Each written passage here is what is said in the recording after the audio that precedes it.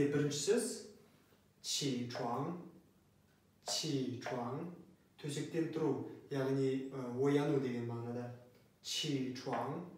Келесі ши лен. Бет-қолды жуыну деген сөз. Ши лен. Шуая. Тіс жуу. Шуая. Төсекті жинап бет-қолымызды жуып болғаннан кейін біз тамақ ішуге барамыз, немесе үйдегі тірліктерді істейміз. Цо фан. Цо деген осы жерде істеу, фан деген тамақ. Цо фан сонда тамақ істеу, тамақ дайындау. Цо жау. Үй жұмыстарын жасау, үйді жинастыру деген мағынада.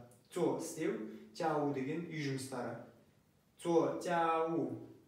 Цо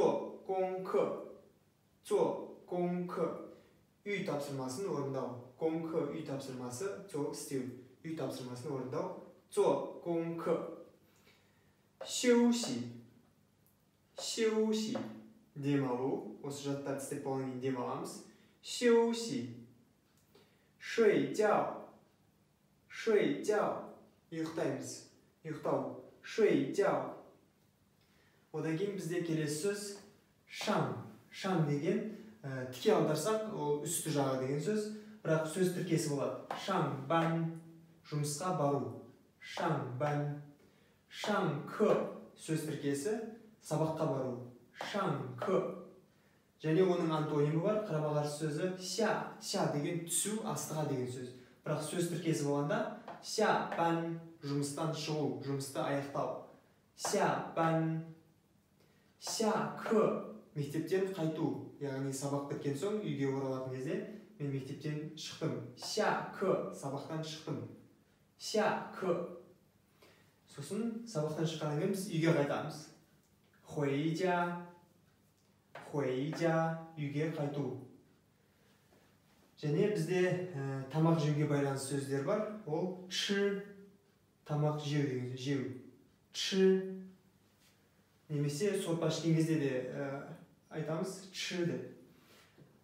Сосын цао цан, таңғы ас. Цао цан, тағы да бір айтылу мағынасы бар. Цао фан. Цао фан, екеуі синоним. Қайсысын қолдансаңыз да өзіңіз білесіз. Цао цан, цао фан. Чы цао цан, чы цао фан. Сосын түскі ас у цан. У цан.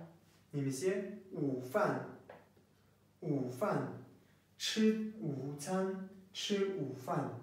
Кешкі ас уан цан. Уан цан. Немесе уан фан. Уан фан. Чы уан цан, чы уан фан.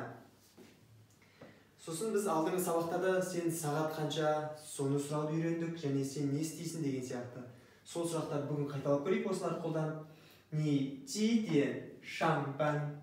Сен сағат қаншада жұмысқа барасың?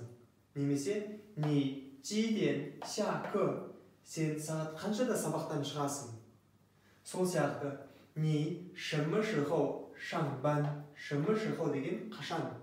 Сен қашан жұмысқа барасың? Ни шымы шыхау ша бан. Сен қашан жұмыстан шығасың?